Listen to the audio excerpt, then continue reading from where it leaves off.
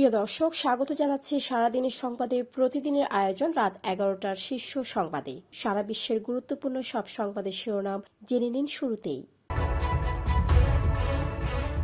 Iran ক্ষেপণাস্ত্র তাক করতে হরমুজ থেকে পালালো মার্কিন যুদ্ধজাহাজ। অন্যদিকে জনসম্মুখে দেখা যাচ্ছে না ট্রাম্পকে। অনিশ্চয়তা হোয়াইট হাউস। এদিকে হামলা হলে উপসাগরীয় অঞ্চলের কোনো বন্দর নিরাপদে থাকবে না বলছে ইরান। শত্রু ছাড়া ইসরায়েল টিকে থাকতে পারবে না, তাই ইরানের পর তুরস্ককে নতুন শত্রু ঘোষণা দিতে পারে বললেন তুরস্কের পররাষ্ট্রমন্ত্রী হাকান ফিদান। এদিকে দক্ষিণ লেবাননে অভিযান চালিয়ে যাবে ইসরায়েল। যুক্তরাষ্ট্র ইরানের আরেক দফা সংলাপ, পাকিস্তানের নতুন বার্তা। এদিকে ইঞ্চি দূরত্বে ছিল ইরান যুক্তরাষ্ট্রের সমঝোতা, বলছেন আরাকচি। হরমুজ প্রণালী ইরানের হাতেই রয়েছে, টোল দিতে হবে ইরানি মুদ্রায়, বলছেন ইরানের ডেপুটি পার্লামেন্ট স্পিকার। এদিকে ইরানের তেল বিক্রি ঠেকাতে একজোট হচ্ছে বিভিন্ন দেশ, জানালেন Trump. I have a plan বাস্তবায়নে কঠোর অবস্থান প্রধানমন্ত্রী তারেক রহমানের। মন্ত্রী এমপি পর্যায়ে বাড়ছে গোয়েন্দা মনিটরিং। সাবেক প্রধান উপদেষ্টা ডক্টর ইউনূসের বিরুদ্ধে ব্যবস্থা নিতে দুদকে আবেদন। সমতার ভিত্তিতে বাংলাদেশের সাথে সম্পর্ক এগিয়ে নিতে চায় ভারত, বললেন প্রণয় ভার্মা। এদিকে আগামী সপ্তাহ থেকে ভারতীয় ভিসা পাবেন বাংলাদেশিরা, জানালেন প্রধানমন্ত্রীর পররাষ্ট্র বিষয়ক উপদেষ্টা। চিহ্নিত লুটেরাদের পুনর্বাসনের উদ্যোগ আত্মঘাতী, ব্যাংক রেজুলিউশন আইন নিয়ে টিআইবির করা হুঁশিয়ারি। বেপচা অর্থনৈতিক অঞ্চলে হাইড্রোপনিক্স টেন্ট, $30.5 মিলিয়ন বিনিয়োগে 3,000 কর্মসংস্থানের আশা।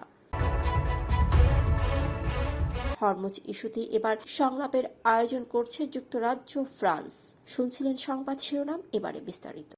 ফ্যাশন ব্র্যান্ড মানে আর্ট। পারস্য উপসাগরের প্রবেশমুখে হরমুজ প্রণালীতে মার্কিন নৌবাহিনীর 2টি গাইডেড মিসাইল ডেস্ট্রয়ার প্রবেশের চেষ্টা করে ব্যর্থ হয়ে ফিরে গেছে, এমন দাবি করেছে ইরান। দেশটির রাষ্ট্রীয় সংবাদ মাধ্যম প্রেস টিভি বলছে, ঘটনাটি ছিল একটি প্রচারমূলক সামরিক অভিযান যা শেষ পর্যন্ত ভেস্তে যায়। প্রতিবেদন অনুযায়ী ইউএসএস মাইকেল মার্ফি ও ইউএসএস ফ্র্যাঙ্ক পিটারসন নামের আর্লেবার্গ শ্রেণীর ডেস্ট্রয়ার দুটি প্রণালীর কাছে পৌঁছালে ইরানের উপকূলীয় প্রতিরক্ষা ব্যবস্থা সক্রিয় হয়ে ওঠে। ইরানি বাহিনী ক্রুজ ক্ষেপণাস্ত্র সিস্টেমের মাধ্যমে জাহাজ দুটিকে টার্গেট করে এবং নজরদারির জন্য ড্রোন মোতায়েন করে। এদিকে ইরানের বন্দরগুলোতে নৌ অবরোধ কার্যকর করার নির্ধারিত সময় ঘনিয়ে এলেও এখনও জনসম্মুখে দেখা যাচ্ছে না মার্কিন প্রেসিডেন্ট ডোনাল্ড ট্রাম্পকে। হোয়াইট হাউসে সোমবার অস্বাভাবিক ব্যস্ততা থাকলেও তার সব কর্মসূচি বন্ধ দরজার আড়ালে রাখা হয়েছে। হোয়াইট হাউসের নির্ধারিত সূচি অনুযায়ী ট্রাম্পের আজকের সব অনুষ্ঠানই গণমাধ্যমের জন্য উন্মুক্ত নয়। এমনকি নেদারল্যান্ডসের রাজা উইলিয়াম আলেকজান্ডার এবং রানী ম্যাক্সিমার সঙ্গে নৈশভোজও রয়েছে ব্যক্তিগত পরিসরে। ডেডলাইনের আগে সকাল থেকে হোয়াইট হাউস প্রাঙ্গণে সাংবাদিকদের ভিড় দেখা গেছে, বিশেষ করে মধ্যপ্রাচ্য ভিত্তিক বিভিন্ন আন্তর্জাতিক গণমাধ্যমের প্রতিনিধিরা সরাসরি সম্প্রচার চালিয়ে যাচ্ছেন। তবে এখন পর্যন্ত ট্রাম্পের প্রকাশ্যে আসার সম্ভাবনা খুবই কম বলে ধারণা করা হচ্ছে। অন্যদিকে মধ্যপ্রাচ্যের উত্তেজনা নতুন মাত্রা পেয়েছে। ইরানের কৌশলগত অবস্থান থেকে এবার সরাসরি হুঁশিয়ারি এসেছে, দেশটির কোনো বন্দর যদি হুমকির মুখে পড়ে তবে পারস্য উপসাগর কিংবা ওমান সাগরের কোনো বন্দরই আর নিরাপদে থাকবে না। ইরানের অভিজাত সামরিক বাহিনী ইসলামিক বিপ্লবী গার্ড এই সতর্ক বার্তা দিয়েছে। বাহিনীটির এক মুখপাত্র যুক্তরাষ্ট্রের সাম্প্রতিক পদক্ষেপের কঠোর সমালোচনা করে বলেন, পারস্য উপসাগর ও ওমান সাগরের সব বন্দরকে নিরাপদ রাখতে হবে, নচেত পুরো অঞ্চলে ঝুঁকির মুখে পড়বে। ওই মুখপাত্র যুক্তরাষ্ট্রের পদক্ষেপকে অবৈধ এবং সামুদ্রিক দস্যুতার সঙ্গে তুলনা করেন।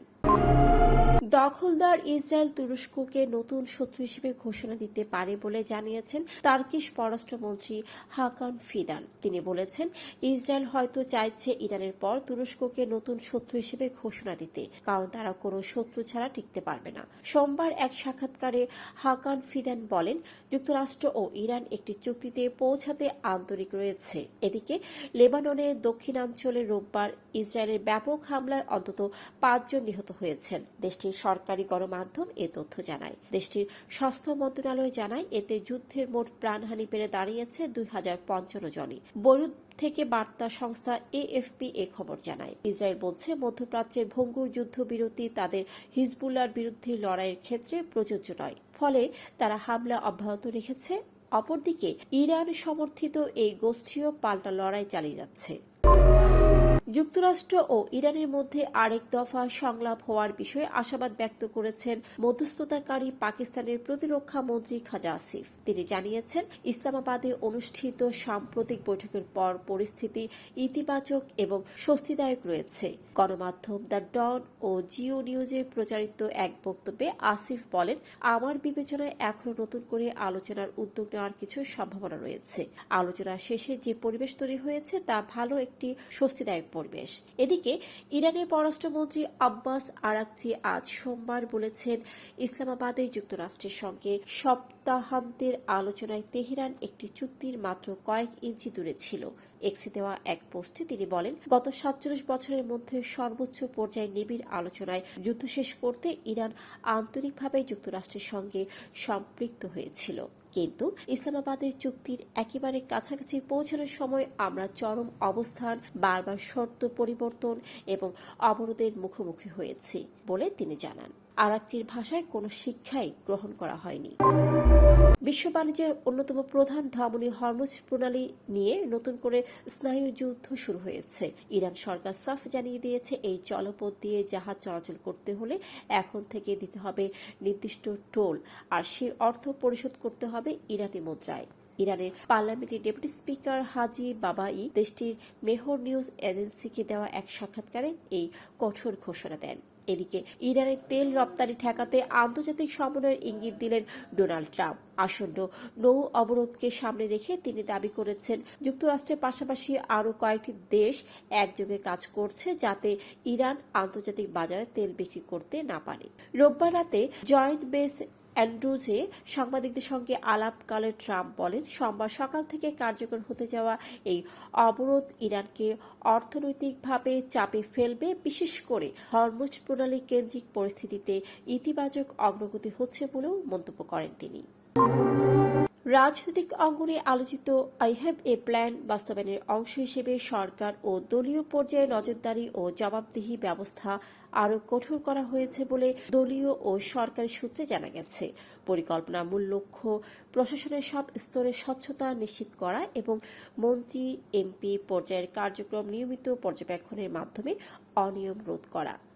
সূত্রের দাবি, মন্ত্রী, প্রতিমন্ত্রী ও সংসদ সদস্যদের কর্মকাণ্ড নিয়মিত মনিটরিংয়ের জন্য গোয়েন্দা সংস্থার মাধ্যমে একটি কাঠামোবদ্ধ ব্যবস্থা চালু করা হয়েছে। নির্দিষ্ট সময় পর পর সংশ্লিষ্ট পর্যবেক্ষণ প্রতিবেদন সরকারের নীতি নির্ধারণী মহলে জমা দেওয়া হচ্ছে। দলীয় সূত্র অনুযায়ী গত 2 সপ্তাহ পরপর মন্ত্রী ও সংসদ সদস্যদের কার্যক্রম, সম্পদ ও প্রশাসনিক আচরণ নিয়ে হালনাগাদ তথ্য সংগ্রহ করা হচ্ছে। এতে টেন্ডার, নিয়োগ, প্রশাসনিক সিদ্ধান্ত সহ বিভিন্ন ক্ষেত্রে অনিয়মের অভিযোগ পর্যবেক্ষণ করা হচ্ছে বলে জানা গেছে। এছাড়া মন্ত্রণালয় ও সচিবালয় পর্যায়ে তদবির ও প্রভাব বিস্তার রোধে আলাদা নজরদারি টিম কাজ করছে বলেও সূত্র জানিয়েছে। হাম ও অন্যান্য রোগের শিশুদের টিকা ও সিরিঞ্জ ক্রয়ে অর্থ আত্মসাৎ, অনিয়ম ও দুর্নীতির বিষয়ে তদন্তপূর্বক সাবেক প্রধান উপদেষ্টা ড ইউনূস ও সাবেক স্বাস্থ্য উপদেষ্টা ড নূরজাহান বেগম সহ সংশ্লিষ্টদের বিরুদ্ধে ব্যবস্থা নিতে দুর্নীতি দমন কমিশনে আবেদন করা হয়েছে। সোমবার সুপ্রিম কোর্টের আইনজীবী বিপ্লব কুমার দাস ও ব্যারিস্টার সানাউল্লাহ নূরের সাগর দুদক চেয়ারম্যান বরাবর এ আবেদন দাখিল করেন। বাংলাদেশ ভারত সম্পর্কে উন্নতি ঘটছে বলে মন্তব্য করেছেন বাংলাদেশে নিযুক্ত ভারতীয় হাই কমিশনার প্রণয় কুমার ভার্মা। পাশাপাশি দুই দেশের পারস্পরিক বিনিময় স্বাভাবিক হচ্ছে বলেও জানান তিনি। সোমবার সকালে জাতীয় সংসদের স্পিকার মেজর হাফিজউদ্দিন আহমেদ ও ডেপুটি স্পিকার ব্যারিস্টার কায়সার কামালের সাথে সৌজন্য সাক্ষাৎ শেষে এসব কথা বলেন তিনি। প্রণয় ভার্মা বলেন, পারস্পরিক সম্মান ও সমতার ভিত্তিতে বাংলাদেশের সাথে সম্পর্ক এগিয়ে নিতে চায় ভারত। এদিকে পররাষ্ট্রমন্ত্রী খলিলুর রহমানের ভারত সফরে দুই দেশের মধ্যে ইতিবাচক আলোচনা হয়েছে।